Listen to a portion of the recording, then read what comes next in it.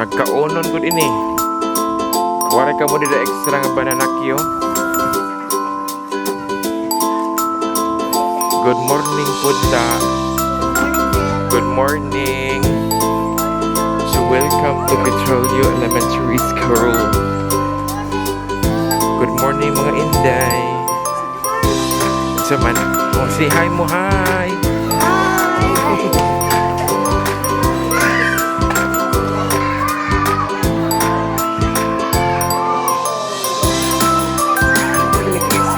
Oo, tanan. Grade, elementary, secondary. An high school ay ma. An high school tapos na.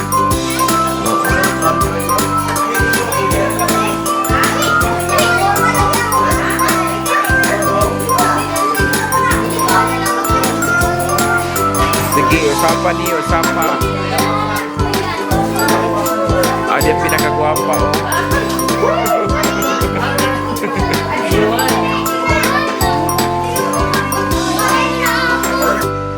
Maayong buntag mga kaaw. So karon adi asa sa mga eskwelahan kay nagkandak mi sa ato ang mass deworming campaign.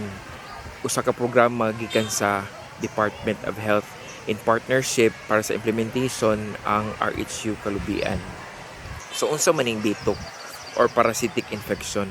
Ang kaning bitok isa ni sa sakit nga makuha pinaagi sa kagaw nga makuha sa pagkaon nga wala na ayo og luto or pinaagi sa mga practices usual na to nga binuhatan labi na sa mga bata nga walay insaktong ligo, walay insaktong hygiene, maglakaw-lakaw sa balay or sa eskwelahan, duwa-duwa og lapok or wala na kapatsinilas, no? So kana siya diha nato makuha ang ato ang mga kagaw or bitok.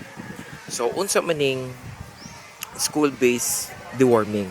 Isa ni siya ka programa sa DOH nga pinaagi sa pagpurga nga naa sa ikandak sa eskwelahan. Ang actually naatay community-based nga deworming para sa mga bata nga 1 to 5 years old. Ginabuhat na siya sa komunidad or sa barangay. Pinaagi sa ato ang mga barangay health worker. Nya after 5 years old, 6 years old naman sumutungtong naman nag-eskwela. So ang mga bata, mga school learners 6 to 12 years old or mga grade 1 or even preschool, grade 1 up to high school, diha na magsugod ang atong school-based na deworming. So buhaton siya nga pag-deworm diha mismo sud sa eskwelahan. So unsa may mga buhatonon? Number 1, kung mga bata pa, gagmay, labi na sa mga elementarya, kinahanglan nato og parents consent. So kailangan jud nato og consent para magmatuod nga nigtugot ang mga ginikanan. Unsa mga sitwasyon or mga kasagaran rason nga dili man mosugot ang mga ginikanan? Number 1, kay dili insakto ang impormasyon nga nakuha nila sa purga. No, kay magtuo sila nga adunay mga side effects. O tinuod po na nga naa side effects ang tambal, pero mild lang siya kumpara sa ang bata mismo nga bitukon. Kay unsa mang epekto sa bitok? Ang bitok isa na siya ka organismo nga muagaw sa nutrisyon sa imuhang bata. So kung imo na siyang pasagdan, mao na hinungdan nga ang nutrisyon nga imbis maka benepisyo ang lawas sa bata, maadto na noon sa bitok. So magka-anemia siya, makuwangan og dugo, at the same time ang uban dili katubo og insakto, dili motambok tungod kay naadto la ang nutrisyon sa bitok. Mao nang pinaagi ani nga programa, mas maayo nga ang mga ginikanan mo konsinti nga pwede ni nato sila ihatag sa inyong mga anak. Kay ang side effect ani mawa ra jud siya, mild raman.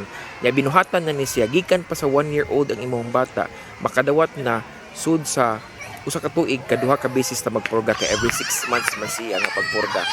So buhaton ni nato siya para paglikay sa mga posibleng sakit laban sa bitok nga magkabenepisyo ra pud ang imong anak.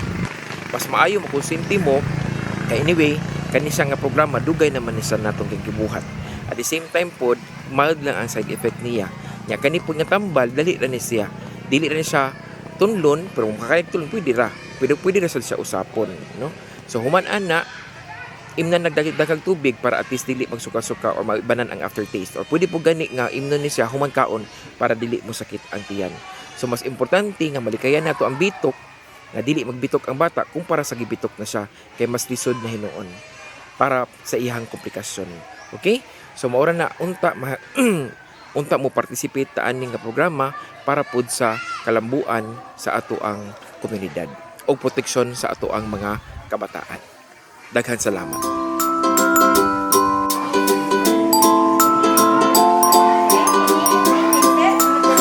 Ang kinada na classroom